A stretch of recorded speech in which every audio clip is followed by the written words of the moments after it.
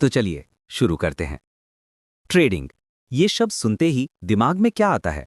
Numbers, charts, green और red lines और शायद बहुत सारा पैसा। लेकिन इन सबके पीछे एक चीज है जो डिसाइड करती है कि आप इस गेम में टिकेंगे या नहीं, और वो है आपका माइंडसेट।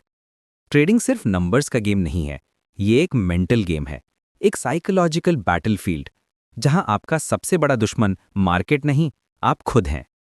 सोच के देखिए, आपने एक ट्रेड लिया, पूरी एनालिसिस के साथ, आप कॉन्फिडेंट थे, लेकिन मार्केट थोड़ा सा नीचे जाता है, दिल की धड़कन तेज हो जाती है, हाथ कांपने लगते हैं।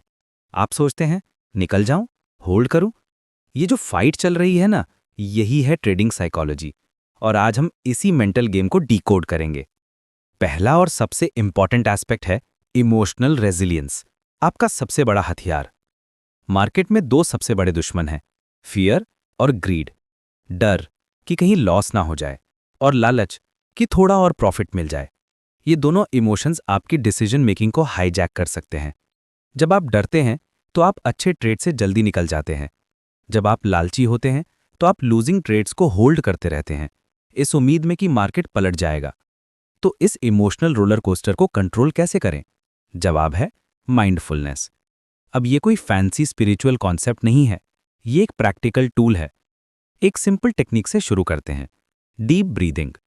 जब भी आपको लगे कि इमोशंस हावी हो रहे हैं, ट्रेड लेने से पहले या एग्जिट करने के बाद, बस रुकिए। एक टेक्निक है जिसे कहते हैं बॉक्स ब्रीदिंग। 4 सेकंड के लिए सांस अंदर लीजिए, 4 सेकंड के लिए होल्ड कीजिए, 4 सेकंड में सांस छोड़िए और फिर 4 सेकंड के लिए रुक जाइए। ये सिंपल साइकिल आपके नर्वस सिस्टम को काम करता है, आपके दिमाग को ऑक्सीजन देता है और आपको प्रेजेंट मोमेंट में वापस लाता है। इससे आप इंपल्सिव डिसीजन से बच जाते हैं। एक और पावरफुल टेक्निक है body scan meditation. Trading session शुरू करने से पहले 5 मिनट के लिए शांत बैठिए, अपनी आंखें बंद कीजिए और अपना ध्यान अपने पैरों की उंगलियों पर ले जाइए। वहां के सेंसेशंस को फील कीजिए। फिर धीरे धीरे अपना ध्यान ऊपर लाते जाइए, एंकल्स, घुटने, थाइज, पूरे शरीर को स्कैन कीजिए। इससे आपको फिजिकल टेंशन रिलीज करने में मदद मिलती है, जिससे मेंटल टेंशन भी कम होता है। अब अपने शरीर और दिमाग के साथ ज्यादा कनेक्टेड फील करते हैं। लेकिन सबसे जरूरी बात, लॉसेस को एक्सेप्ट करना सीखें। हर ट्रेडर को लॉस होता है, हर एक को। सक्सेसफुल ट्रेडर्स और बाकी लोगों में फर्क ये नहीं है कि उन्हें लॉस नहीं होता, फर्क ये है कि वो लॉस से सीखते हैं। हर लॉस एक ट्यूशन फी है जो आप मार्केट को दे रहे हैं। इसे पर्सनल फेलियर की तरह मत देखिए, इसे एक लर्निंग अपॉर्चुनिटी के रूप में देखें। पता लगाइए कि गलती कहाँ हुई। क्या एनालिसिस गलत थी? क्या एंट्री गलत टाइम पर हुई? या क्या आपने इमोशंस में आकर डिसीजन लिया? और एक आखिरी चीज इस सेक्शन में, ओवर ट्रेडिंग से बचिए। कई बार ट्रेडर्स बोर हो रहे होते हैं या पिछले लॉस का बदला लेने के लिए यानी रिवेंज ट्रेडिंग के चक्कर में बिना वजह के ट्रेड्स ले लेते हैं। ये ऑलमोस्ट हमेशा और बड़े लॉसेस की तरफ ले जाता है। अगर कोई क्लियर सेटअप नहीं है तो सबसे अच्छा ट्रेड है नो ट्रेड। अपने कैपिटल को बचाना भी एक स्किल है। तो माइंड को काम कर लिया, इमोशंस को समझ लिया, अब आगे क्या? आगे आता है एक क्लियर डायरेक्शन। बिना डायरेक्शन के आपका डिसिप्लिन्ड माइंड भी भटक जाएगा। यहां बात आती है रियलिस्टिक गोल्स सेट करने की। मुझे बहुत सारा पैसा कमाना है, ये गोल नहीं है, ये एक सपना है। अनरियलिस्टिक एक्सपेक्टेशंस ही डिसअपॉइंटमेंट और इमोशनल ट्रेडिंग का सबसे बड़ा कारण बनती है। आपको अपने गोल्स को स्मार्ट बनाना होगा, specific, measurable, achievable, relevant and time bound. तो इसको ट्रेडिंग में कैसे अप्लाई करें? बहुत सारा पैसा की जगह गोल को स्पेसिफिक बनाइए। फॉर एग्जाम्पल, मुझे अपने ट्रेडिंग कैपिटल पर हर महीने 5% का रिटर्न अचीव करना है। ये स्पेसिफिक है, 5% मेजरेबल है, आप ट्रैक कर सकते हैं, और अगर आपकी स्ट्रैटेजी अच्छी है तो अचीवेबल भी है। एब्सोल्यूट प्रॉफिट नंबर्स के बजाय परसेंटेज रिटर्न्स पर फोकस कीजिए। 10 लाख पर 10,000 कमाना सिर्फ 1% रिटर्न है, लेकिन 1 लाख पर 10,000 कमाना 10% रिटर्न है। पर्सपेक्टिव मैटर करता है। और सिर्फ आउटकम बेस्ड गोल्स मत रखिए, प्रोसेस ओरिएंटेड गोल्स पर भी ध्यान दें। जैसे, मैं इस हफ्ते अपनी स्ट्रैटेजी को बिना डिविएट किए फॉलो करूंगा, या मैं हर ट्रेड के बाद अपने ट्रेडिंग जर्नल में एंट्री करूंगा। जब आप प्रोसेस को सही रखते हैं तो रिजल्ट्स अपने आप फॉलो करते हैं। आपका गोल आपकी ट्रेडिंग स्टाइल के साथ भी अलाइन होना चाहिए।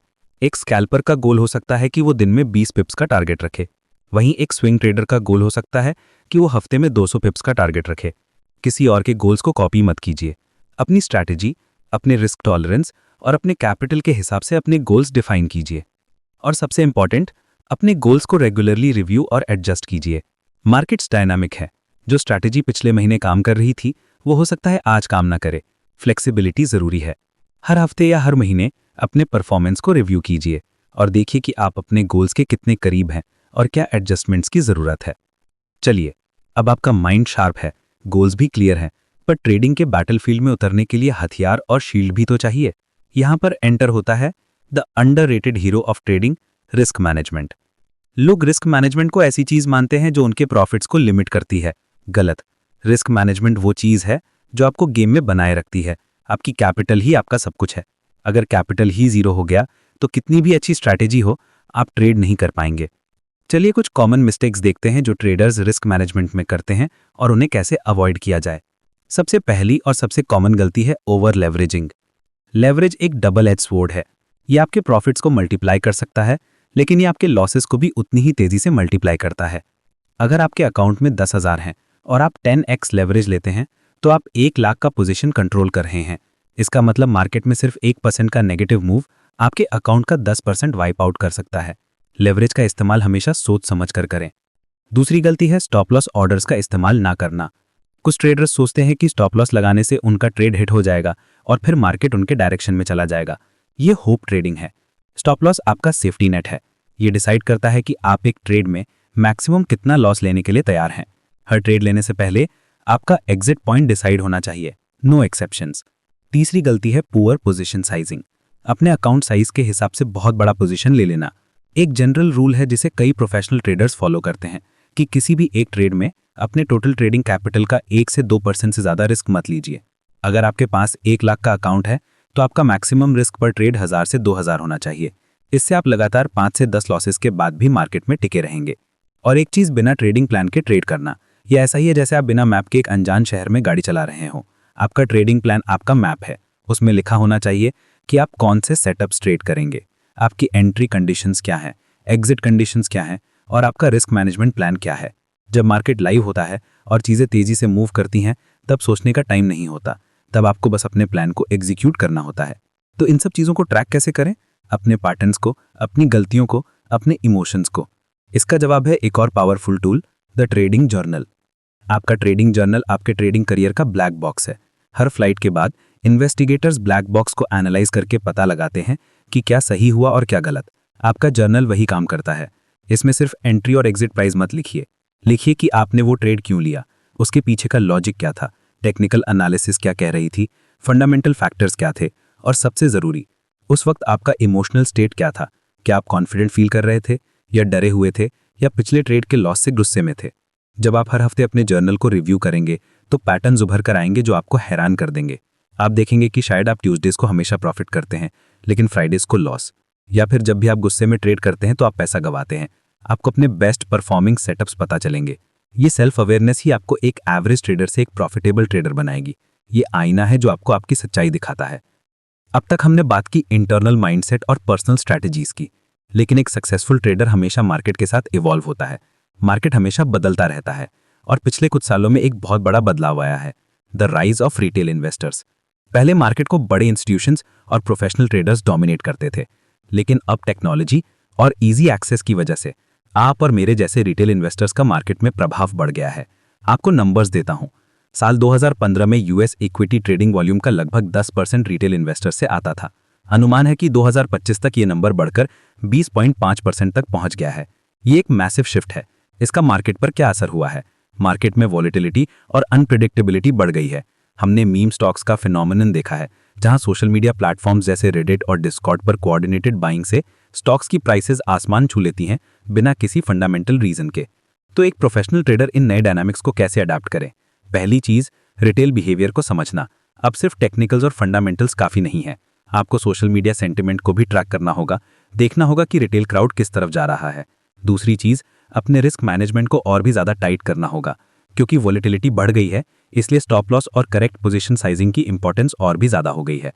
तीसरी चीज, लॉन्ग टर्म फंडामेंटल्स पर फोकस करना। रिटेल क्राउड अक्सर शॉर्ट टर्म हाइप पर ट्रेड करता है। एक प्रोफेशनल ट्रेडर होने के नाते आपका एज है डीप रिसर्च और long term perspective. Short term noise से डिस्ट्रैक्ट मत होइए। ये कंटिन्यूस लर्निंग का पार्ट है। आपको हमेशा मार्केट के नए ट्रेंड्स, नई थ्योरीज के बारे में अपडेटेड रहना होगा। रिसर्च पेपर्स पढ़िए, वर्कशॉप्स अटेंड कीजिए। इसी साल फरवरी 2025 में पहली बार ट्रेडिंग साइकोलॉजी कॉन्फ्रेंस हुई, टीपीसी 2025। उसमें 1180 ट्रेडर्स ने रजिस्ट्रेशन किया और 15 एक्सपर्ट स्पीकर्स ने अपने इनसाइट शेयर किए। ये दिखाता है कि साइकोलॉजी पर फोकस कितना बढ़ रहा है।